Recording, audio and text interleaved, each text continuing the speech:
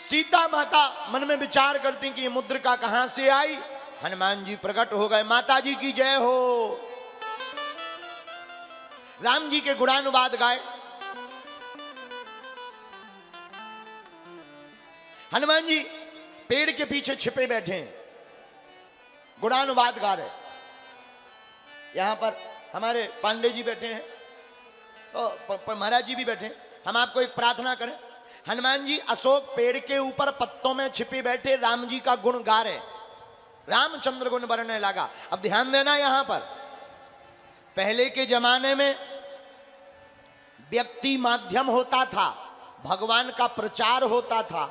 आज के जमाने में भगवान माध्यम है, व्यक्ति का प्रचार हो रहा है? लेकिन धन्य है हनुमान जी। हनुमान जी छिपे हैं, राम जी की कथा गा रहे। वक्ता ऐसा ही होना चाहिए, अपने आप को छिपा दे, भगवान को छपा दे, उसी का नाम वक्ता है? कथा व्यास कौन? जो अपने को छिपा दे, भगवान को छपा दे। हनुमान जी छिपे हैं, राम जी के गुण गा रहे। माता जानकी जी ने कथा सुनी, माता जानकी प्रसन्न हो गई। वाह, इतनी सुंदर कथा। अरे भाई, कथा तो सुनाई दे रही पर कथाकार नहीं सुनाई दे रहा। कथा तो इतनी सुंदर है तो कथाकार के भी तो दर्शन होना चाहिए। हनुमान जी मुस्कुराते हुए खड़े हो गए, बोले माता जी कथा के ही दर्शन करो, कथाकार के दर्शन मत करो। माता जानकी बोली क्यों? बोले कथा ही सुंदर है, कथाकार तो कहने वाला पूरा बंदर है। कथाकार नहीं है ठीक ठाक, वो तो बंदर है, केवल कथा सुंदर है। माता जानकी जी ने कहा सो क्या हुआ? एक बात यहां पर और, तरु पल्लव महुराहा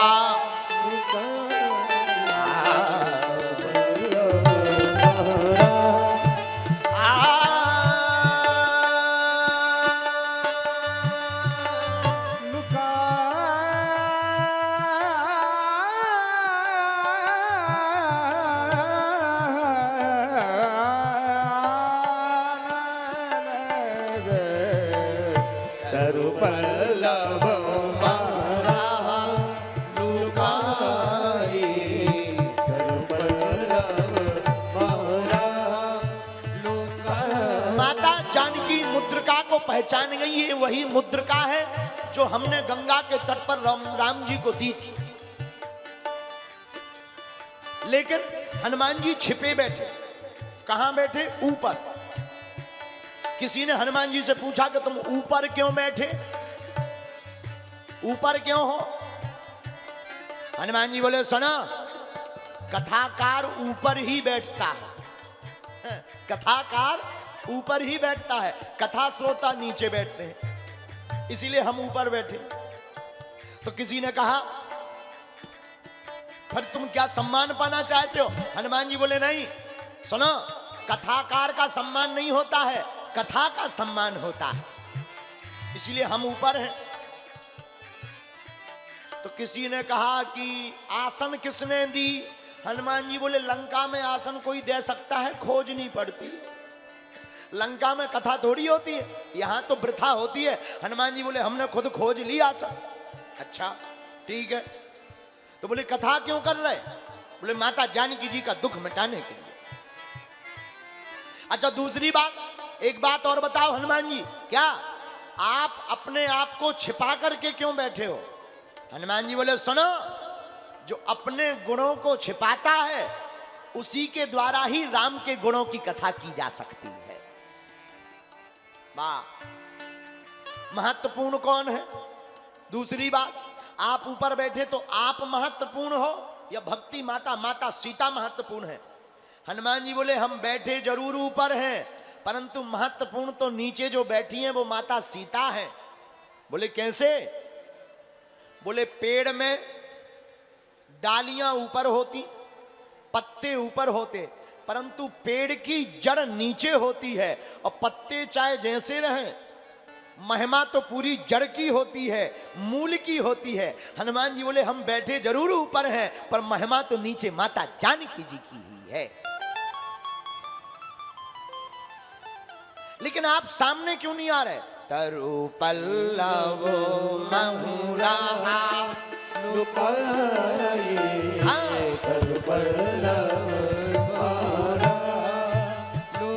आप सामने क्यों नहीं आ रहे? सामने आओ। डर लगता है क्या? हनुमान जी बोले हमें डर नहीं लगता है। बोले फिर? बोले माता जानकी जी को डर लगता है। माता जानकी जी को? बोले बिल्कुल। बोले जब माता जानकी जी जनकपुर से आई, रघुनाथ जी के साथ विवाह हुआ, तो एक दिन माता जानकी बंदर का चित्र देख करके डर गई। तो जब वन में जाने लगी माता जानकी, राम जी, लक्ष्मण जी, तो माता कौशल्या ने राम जी से वही तो कहा था कि राम जानकी को मत ले जाओ। राम जी बोले क्यों? माता कौशल्या ने कहा राम, ये जानकी इतनी सीधी है, इतनी सरल है, इतनी भोली है कि ये बंदर का चित्र देखकर डर जाती है, और वन में तो बड़े बड़े बंदर रहते हैं, कहीं डर ना जाए, इसलिए तुम जानकी जी को मत ले जाओ। सिय बन बसई तात के ही भांति,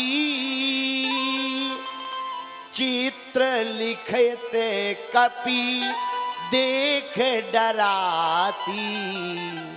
सिय बन बसई तात के ही भांति, चित्र लिखते कपि देख डराती। राम, ये तो चित्र देख करके ही बंदरों से डर जाती। तो हनुमान जी बोले इसीलिए हम माता जानकी जी के सामने नहीं आ रहे। बोले क्यों? जब बोले ये चित्र देख करके डर जाती हैं, कहीं हमको देखेंगी तो डर ना जाए, इसलिए तरु पल्लव माहुला लुकाए, तरु पल्लव माहुला लुकाए, तरु पल्लव माहुला लुकाए, तरु पल्लव माहुला। माता जानकी जी बंदर से डरती हैं, इसलिए हनुमान जी बोले हम सामने नहीं आ रहे।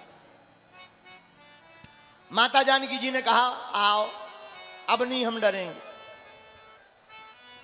तब हनुमंत निकट चली गयऊ, तब हनुमंत निकट कपीच गयऊ, फिर बैठी मन विस्मय भयऊ।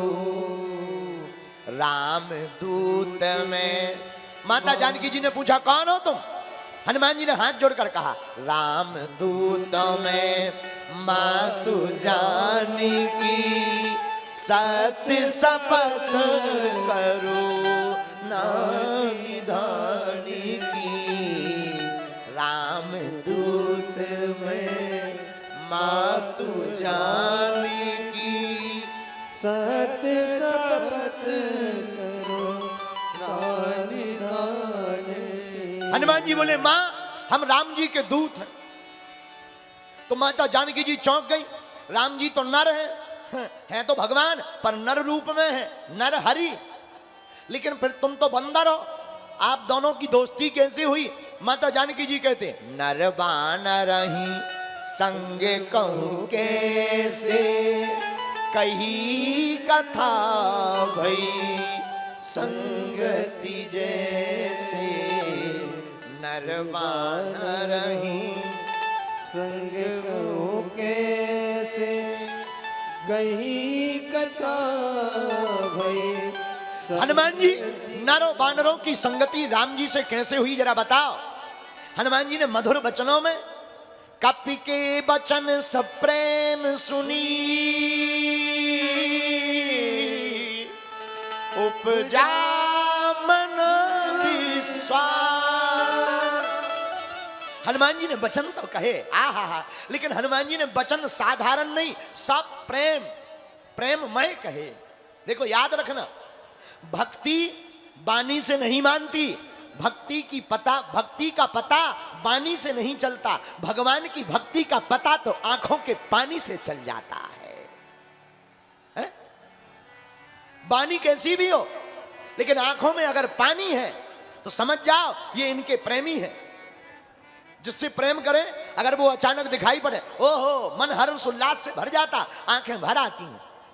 तो हनुमान जी बोल कैसे रहे? कपि के बचन सब प्रेम सुनी, उपजा मन विश्वास। माता जानकी हनुमान जी की दशा को देख करके समझ गई कि ये जो भी बोल रहे सत्य बोल रहे। क्या? बोलने वाले की वाणी बता देती है कि ये सत्य बोल रहा है कि झूठ। जो आपसे आंख मिला करके बोले समझ जाना ये सत्य बोल रहा, लेकिन अगर कोई बोले और आंखें इधर उधर घुमाए समझ जाना दाल में काला नहीं है, पूरी दाल ही काली है।